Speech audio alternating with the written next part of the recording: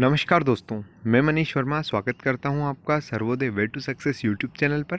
और आज हम बात करने वाले हैं जी7 क्या है, जी7 के टॉपिक पर।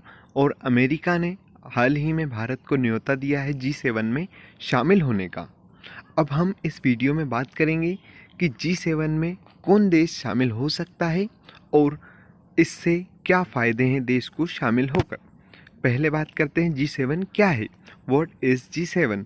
जी7 या द ग्रुप ऑफ 7 कंट्रीज़ एक अंतर्राष्ट्रीय अंतर सरकारी आर्थिक संगठन है जिसमें IMF द्वारा बताई गई दुनिया की 7 सबसे बड़ी विकसित अर्थव्यवस्थाएं शामिल हैं। द ग्रुप ऑफ 7 को शॉर्ट में जी7 कहा जाता है, लेकिन इसकी स्थापना 1975 में सिर्फ 6 देशों France, Germany, Italy, Japan, United kingdom और संयुक्त राष्ट्र अमेरिका ने की थी। जी7 में 1976 में कनाडा को शामिल होने के बाद यह जी7 बना और फिर 1998 में रूस के शामिल होने पर जी8 बन गया। लेकिन 2014 में क्रीमिया विवाद के बाद रूस को इससे बाहर कर दिया गया था। इस प्रकार यह फिर से जी7 रह गया। अब बात करते हैं वर्तमान में जी7 के सदस्य कौन से देश हैं। इसमें पहला देश है संयुक्त राष्ट्र अमेरिका, दूसरा है यूनाइटेड किंगडम, तीसरा है फ्रांस, चौथा है जर्मनी, पांचवा है जापान, छठवां है इटली और सातवां है कनाडा। अब अमेरिका जी7 का विस्तार क्यों चाहता है। बात करते हैं कि अमेरिका जी7 का विस्तार करना क्यों चाह रहा है। 46वें जी7 शिखर सम्मेलन का आयोजन वीडियो कॉन्फ्रेंसिंग के माध्यम से 10 जून से 12 जून तक आयोजित होना था, लेकिन अमेरिकी राष्ट्रपति ट्रंप ने वर्तमान के जी7 को आउटडेटेड कहकर इस शिखर सम्मेलन का आयोजन सितंबर तक टाल दिया है।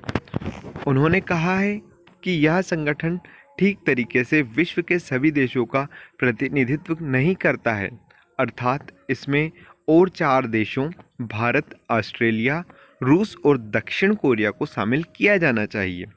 अमेरिकी राष्ट्रपति ट्रंप और उनके अन्य सांसदों का मानना है कि यदि दक्षिण एशिया में चीन के बढ़ते प्रभाव को कम करना है तो फिर भारत को इस क्षेत्र में एक बड़ी शक्ति बनना होगा। रिपब्लिकन सीनेटर जॉन कॉर्निंग का मानना है कि यदि चीन की आधिपत्य वाली नीति को कमज़ोर करना है तो भारत को धनवान और शक्तिशाली बनना ही होगा। अब बात करते हैं भारत के जी7 में शामिल होने के क्या फ़ायदे हैं।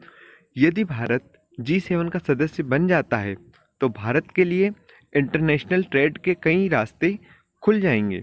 ब्रिटेन की अगुवाई में एक और संगठन D10 को बनाने की बात चल रही है। यह एक ऐसा संगठन है जो कि 5G टेक्नोलॉजी के विस्तार पर काम करेगा और इसमें चीन को शामिल नहीं किया जाएगा।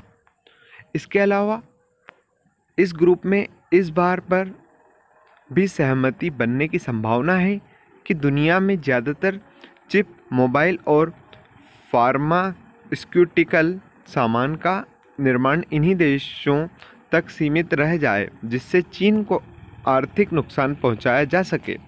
वर्तमान में भारत के प्रधानमंत्री के पास ऐसे कम ही मौके आते हैं जब वह अमेरिकी राष्ट्रपति सहित विश्व के अन्य नेताओं से मुलाकात कर पाते हैं। अगर जी7 का विस्तार हो जाता है तो भारत के अमेरिका से बहुत ही गाढ़ संबंध बन जाएंगे, जिससे चीन को भारत विरोधी काम करने से पहले एक बार सोचना जरूर पड़ेगा। इस प्रकार स्पष्ट है कि यदि भारत जी7 में शामिल होता है तो बहुत अधिक फ़ायदा भारत को हो सकता है। धन्यवाद दोस्तों, यह वीडियो यहाँ तक देखने के लिए। अगर आपको वीडियो पसंद आया है तो लाइक करें और हमारे channel Sarvodaya way to success को सब्सक्राइब करें।